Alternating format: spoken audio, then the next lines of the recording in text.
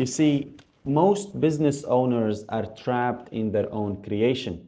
They think they have a business, but what they really have is a glorified high-paying job. If they stop working, revenue will stop. And if they step away for a second, decision making gets really, really slow. And if they take a vacation for 6 months, the whole thing collapses. You see, that's not really a business. That's a very fragile system that's one step away from self-destruction and is always dependent and reliant upon you. You see, the wealthiest people do not operate like this. They play a different game. And this is why Jeff Bezos do not run Amazon. He built a framework, a system framework that Amazon runs upon with all its ecosystem. This is why people like Warren Buffett doesn't manage any of his portfolio companies. He built operating systems and he hires qualified operators to run those companies based on his operating systems. And that's why families like the Rothschild, you never hear about them. They are completely invisible because they own whole financial systems that last for generations. And in this video, I will break down for you the exact system framework that I follow to make my company scale, thrive, and operate with or without my involvement. Now, what you need to notice is that for every new level of business, new complexities show up, and that's the reality of it. And in this video, what I want to do is just break down what I believe are the 3 core business principles or systems that any business independently of the scale need to have. And maybe in future videos, if you wish, we can talk about sophisticated and very advanced business systems as well. And this is really not about just delegation. This is about building and designing a system or a company that so well to the point that you as an owner or operator become completely irrelevant, or what I love to call operationally useless. Most entrepreneurs structured their business in a wrong way from the get-go. They built something that is so reliant on them, and they are the middle and the center of everything, that they think subconsciously they are in control, but what they really are doing is choking their business to death. If every decision needs to run through you in your organization, you are the bottleneck. If your team cannot take decisions and cannot operate without you, you're not really a CEO, you're just a high-level employee. And if you take a step back and then suddenly your business starts declining, you have built, unfortunately, something very fragile. And the solution to all of this is that you need to change your perspective to business from an operation that makes money to how can I architect this in a systematic way that it becomes a machine that runs on its own. And to do that, you need 3 systems. The first system is the self-sustaining decision-making system. And it allows your people to take decisions on a day-to-day, big or small, without the need of your approval. The second system is the process-driven execution system. And it allows your employees to get tasks done on a day-to-day without your micromanagement. The third system is what I love to call the ownership-based leadership structure. And it gives ownership to your employees over their roles. And it allows them to operate with autonomy, not dependency. So let's break all of them down, shall we? The first thing that I want to talk about is the self-sustaining decision-making system. And you see, most businesses fail to scale because the entrepreneur or the owner is the only one capable of making high-level decisions. And if everything requires your approval in your business, you are the bottleneck that's slowing everything down. You see, William Thorndike says in his book, The Outsider, which is an amazing book, by the way, I recommend everyone reads it. He says that the best CEOs are not decision makers, they are decision architects. And you can identify the difference between a good and a bad business based on how decisions are made within the organization. So let me give you an example. If everything runs through you, that's a bad business. If everything needs to get your approval for the work chain to continue to operate flawlessly, you are the bottleneck. And if every decision within the business has a framework that needs to be made upon and everything is self-sustained, that's a good business. That's a scalable business. Now, here's how you can do this. The first step is to try to remove yourself from all the day-to-day operations by documenting as much as possible. You see, SOPs and documentation is your best friend when scaling a business, because at one point at scale, it's impossible for you to teach everything what to do, and it's not your job as a matter of fact. Your job is to build self-sustained systems that teach people what to do on a daily basis.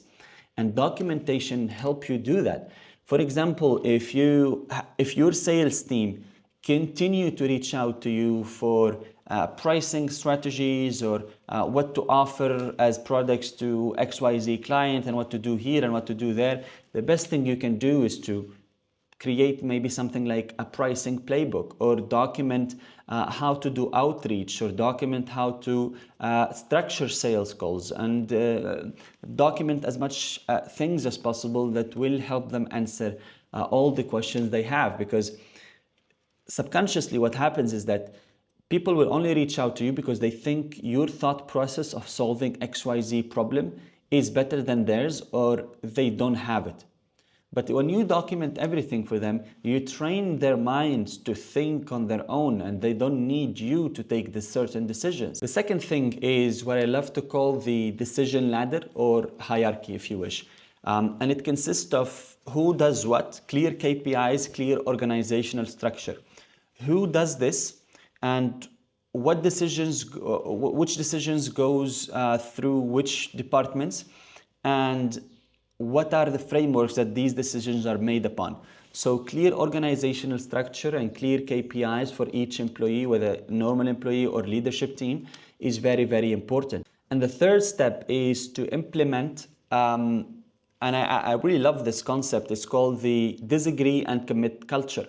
And I learned this from Principles by Ray Dalio, where he explains that the best organizations do not make decisions on gut feelings. They have a predefined and pre-established workflows that eliminate emotional bias completely. So if your teams, independently of the department, cannot make decisions without you, that's not really a business. He says that's a dictatorship. The second thing that I want to talk about is the process-driven execution system.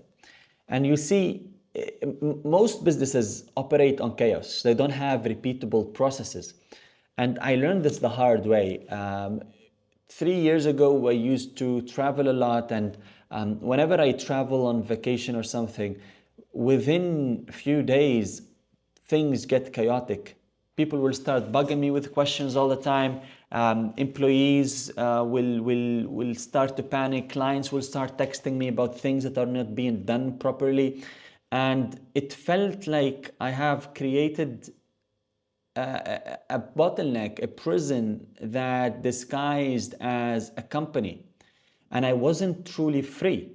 And that's when I realized that I really need to take a step back and solve this problem and build processes that people can execute on without my need, without the need of my involvement. And here's how you can apply this as well. The first thing is to structure your business workflows as a follow the recipe structure. Let me explain that. You need, as I said earlier, to document everything that's repeatable on a day-to-day, big or small. And a great example of this is McDonald's. If you want to become a McDonald's franchisee, it doesn't matter if you have never flipped a burger in your life. You can still follow their operating system and be successful. If you look at McDonald's employees, usually they are teenagers, and even the entry-level managers, they usually would be people in their early 20s or late 20s. You don't need to be senior, you don't need to be experienced. You just need to have a bit of a brain and follow the instructions, follow the operating system, and you will be able to execute your tasks smoothly and in an efficient way. Step 2 to this is to install AI infrastructures and automation whenever possible. You see, the biggest thing that will drain your employees' energy is repeatable, routinic tasks that do not affect their KPIs. And if you have these things, and every business has these tasks or these small inefficient tasks that can be automated, you generally... The second step to this is to introduce and install AI infrastructures and automated systems whenever possible. Everything that's repeated more than once on a day-to-day and doesn't have a major effect, or it's not revenue generating, you need to automate it probably. And there is, from my experience, there are repeatable tasks that do not affect directly employees' KPI tend to drain their energy. So automating them would probably be a great investment. Let me give you an example. In our company, 95% of our client acquisition system is automated. From the second they see an ad or they receive an email, a cold email outreach, to the second they get onboarded, it's 95% automated except for the sales call itself. Anything else is automated. Beforehand, someone used to do that. We had people that needed to do outreach. We had people that needed to manage the CRM, to call the leads, to pick up, to try to book them in, to follow up with them on their appointment and remind them of their appointment, to prepare the proposals, to prepare to do the follow-up on the proposals, and to get them on board, and to create their Google Docs, and to create their sort of account infrastructure with us. But now it's completely automated through AI infrastructures and automations. The third step of this is to shift your mindset from effort-based to outcome-based tracking. It doesn't really matter how busy your employees are. There is a great book, I have it here somewhere, but it's called It Doesn't Have to Be Crazy at Work. And it's an amazing book on the difference about busy and efficient in the workspace. I would highly recommend it. I might do a video about it later on because I learned a lot from it. But so far, what you need to know is that tracking employees' busyness is completely a wrong metric to track. What you need to track is how efficient they are on the day-to-day. It doesn't matter how busy they are. And the way we do this in our company is through implementing end-of-day reports. End-of-day reports are a form. The form is a form that people need to, every full-time employee need to fill at the last 30 minutes of their day. And they just report back to management on what they did, what they achieved during that day, what they think was the biggest bottleneck in their day, what hold them back from achieving their full potential during the day or working on all of their tasks efficiently. And on a personal level, if there is anything they think is holding them back from being productive, and we can help them with. Now, a lot of people might consider this micromanaged, but it's really not. It's an honor system that completely or completely disqualify the need to micromanage people during the day. You just report to us at the end of the day, and it helps us anticipate challenges. I will give you an example. If a certain client is nagging or repeatedly concerned about delays in delivery of, let's say, a video, and then if I didn't have the end of day report, we will probably need to go and check with the content manager and see what's up with his team. But with the end of day report, we can easily identify that this editor who's appointed on that client has a problem with his computer or his internet connection or this or that. It doesn't matter. And that's how we can anticipate these problems and go on and fix them before they cause any major issues that affect client experience. You see, if your business relies on you to move forward, unfortunately, you still did not build a system that people can execute on and hold themselves accountable without your need or without you monitoring them. And these 3 steps will allow you to achieve that. And the third system, and what I think is probably the most important one of them at scale, is the ownership-based leadership structure. You see, most entrepreneurs hire based on tasks, hires normal employees. They don't hire decision makers. They don't hire leaders. And that's why you end up stuck micromanaging. And I, again, needed to learn this and the difference between both of them the hard way. I found myself micromanaging people a lot. I found myself needing to repeat myself a lot. And when I started to make few shifts in my mindset when hiring, things changed. I started to have more of an autonomous team. They don't require my need. They solve problems on their own, not necessarily even completely outside of the framework or completely outside of the SOP, but they get the job done. Liz Wiseman, in her book Multipliers, says that If you want true freedom, don't hire employees or workers, hire decision makers. And here's the difference between both. A worker or an employee will always wait for instructions, but a decision maker or a leader will always own the outcome. They will think for themselves, and they will go the extra mile to solve the problem without coming to you. And here's how you can apply this. In your hiring process, that's where it starts. You need to make a shift in your mindset from task-based hiring to outcome-based hiring. Let me give you an example. Instead of going on and looking for a marketing assistant, focus on hiring a revenue growth specialist that specializes in marketing. Now, when you shift the mindset of when hiring to trying to attract people that own their outcomes, people that even the way they conduct themselves and pitch themselves is that they relate their work to the outcome, you start to get way better quality people. Now, the second thing that's very important is, and it's more on you as an owner, is to implement or build a high accountability culture within your organization. You need to give people room and ownership of their roles. You need to give them and allow them a margin to make mistakes as well. Because if someone constantly repeats and constantly needs your approval to do something, then you have failed as an owner in helping them have ownership over their role.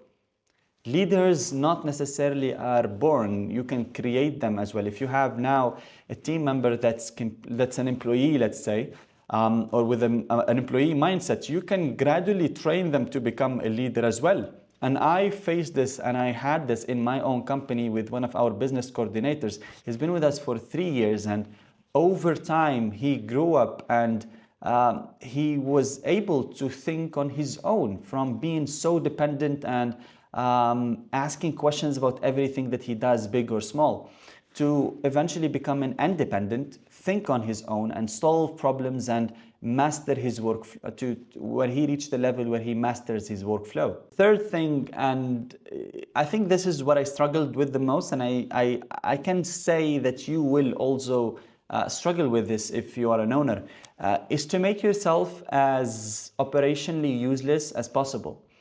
And you see, this sense of letting things go and removing yourself from control or power is a frightening fact and is a frightening thought in itself, but it is important for the growth of your company. If you are needed on a constant basis, you are the bottleneck. You will always be the center of attention, and you will always be what hinders your company's growth. So letting go of power, the goal is not to be in control. The goal is not to be important. The goal is to have a business that's so structured so well that you as an owner become irrelevant. You see, there is a Bible verse in Matthew chapter 23, verse 11 that says, "He who is the greatest amongst you will become your servant." And it is very important. You don't need, even if you are the greatest, you don't need to become the most important. The goal is to detach yourself and build a machine that runs on its own. And step 3 of this system is to become operationally useless.